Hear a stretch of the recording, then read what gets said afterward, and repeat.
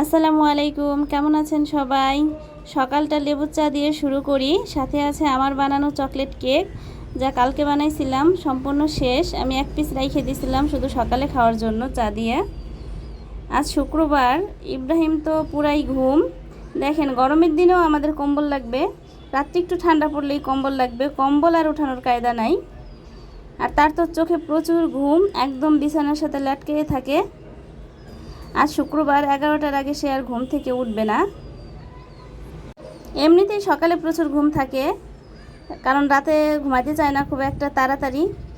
আর দুপুরে তো তেমন একটা সময় পায় না, স্কুলে থাকে। আর বাসায় থাকলেও দুপুরে তেমন একটা ঘুমাইতে চায় না। আর যেহেতু শুক্রবার, একটু ভালো কিছু রান্না করতে হবে, তা নাহলে তো ইব্রাহিমের কাছে মনেই হবে না যে আজকে শুক্রবার। ইব্রাহিম কেন, আমার কাছেও কেন যেন মনে হয় না যে শুক্রবার। শুক্রবারে ভালো কিছু রান্না করতেই হবে। বাইরে থেকে লেবু নিয়ে আসছিলাম, কাগজি লেবু। এই লেবুটা খুব একটা পাওয়া যায় না, মাঝে মধ্যে পাই। তো আজকে পাই একদম 3 হালি নিয়ে আসছি একবারে। লেবু আলাকে বলতেছিলাম যে কাইটা দেওয়ার জন্য, যে রস আছে কিনা। না, দেখি অনেক রস আছে, যদিও ছোট লেবু, তারপরে এই লেবুর ঘ্রাণ অনেক বেশি, আর ভাতের সাথে খুব ভাল লাগে।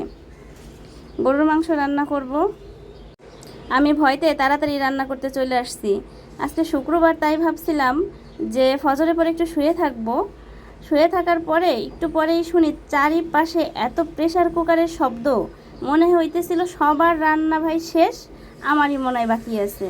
পরে আমি উঠে তো তাড়াতাড়ি রান্নাটা শুরু করে দিলাম, যে আমি নাকি সবার পেছনে পড়ে যাই আজকে, কে জানে।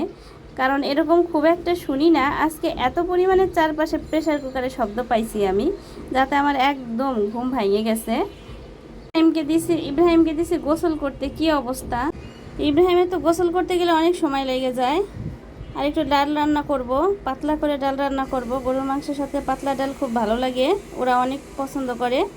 নামাজ থেকে চলে আসছে ওরা, দুপুরে খাবারটা ওদের দিয়ে দেই। আর এদিকে দেখি আমরা বিকালে কি করব। আজকে বিকালের নাস্তায় চিকেন ফ্রাই করব, সাথে ফ্রেঞ্চ ফ্রাই আছে, ক্রিপসি চিকেন ফ্রাই করব। খুব একটা তেমন কিছু দরকার নাই, মোটামুটি বাসায় যা আছে তাই দিয়ে করে ফেলবো। আর ডিমের পানির মধ্যে চুবালে খুব ভালো একটা টেস্ট আসে। ফ্রেঞ্চ ফ্রাইগুলো আগে থেকে একটু সেদ্ধ করে রাখছিলাম। বাইরে আজকে ভালো গরম পড়ছে, মাঝখানে কিছুদিন বৃষ্টি ছিল, একটু ঠান্ডা ছিল, এখন আবার সেই আগের মতোই গরম পড়তে শুরু করছে। তারপরও বাইরে বাতাস আছে, যার কারণে ভালো লাগতেছে। চিকেনটা আগে থেকে ম্যারিনেট করে রাখছিলাম, এখন ময়দাটা ভালো করে মাখাই নেই, কারণ ক্রিপসি ফ্রাইয়ের মেনই হচ্ছে ময়দাটা ভালো করে মিক্সড করা।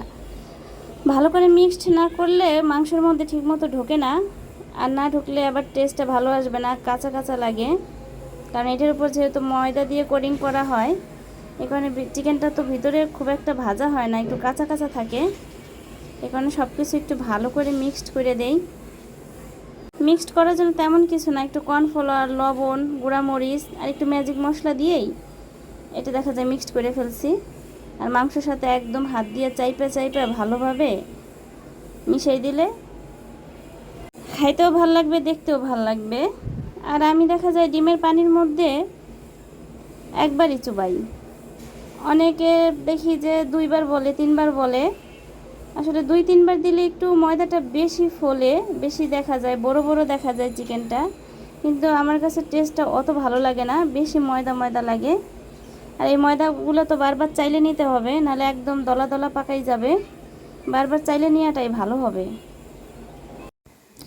ময়দাটাই যে এরকম একদম দলা পাকাই থাকে, পরে ভালোভাবে মাংসের সাথে মিক্সড হয় না। একবারে সবগুলোই ভিজিয়ে রাখলাম, এখন একটা একটা করে মিক্সড করে ভেজে ফেলাই। এবারও খুব ভালোভাবে মাখাই নিতে হবে, কারণ এবারই তো লাস্ট।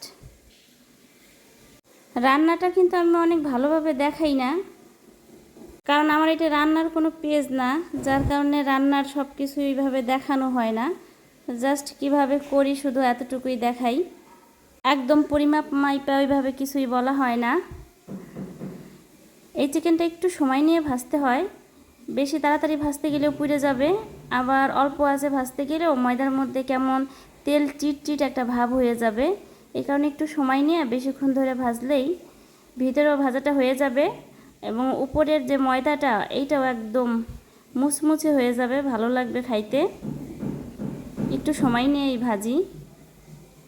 দেখি ইব্রাহিম কি করে, দেখি। একাই খেলতেছে ইব্রাহিম। পাঞ্জাবি আজকে আর খুলবে না, শুক্রবারে যেদিন পাঞ্জাবি পরবে সারা দিনই এই পাঞ্জাবির উপর দিয়ে যাবে। একবারে রাত্রে ঘুমানোর আগে খুলবে, তার আগে আর সে পাঞ্জাবি খুলবে না। ওর খুলতেই নাকি ভালো লাগে না। চিকেনটা পুরাই ভাজা হয়ে গেছে, লাল লাল হয়ে গেছে। এর থেকে বেশি ভাজলে আবার পোড়া পোড়া কালার হয়ে যাবে, খাইতে কেমন একটা তিতা তিতা ভাব লাগে। একদম অল্প ভাজলেও তো খাওয়া যায় না। মোটামুটি পারফেক্ট হয়ে গেছে ভাজা। এরপরে ফ্রেঞ্চ ফ্রাইগুলো ভেজে ফেলাই, তারপরে ওদের খাবার দিয়ে দেব। বাচ্চাদের তো চিকেনের আইটেম হইলেই ওদের ভালো লাগে, আর এখনকার বাচ্চারা তো শুধু চিকেন খাইতে চায়। আর এই রেসিপিটা করতে গেলে ময়দা দিয়ে জাস্ট একদম রান্নাঘর মাখাই যায় পুরাই, এজন্য আমার বিরক্ত লাগে এটা একেবারেই। ইব্রাহিম আর যাই করুক, খাবার আগে সে অনেক দোয়া পড়ে।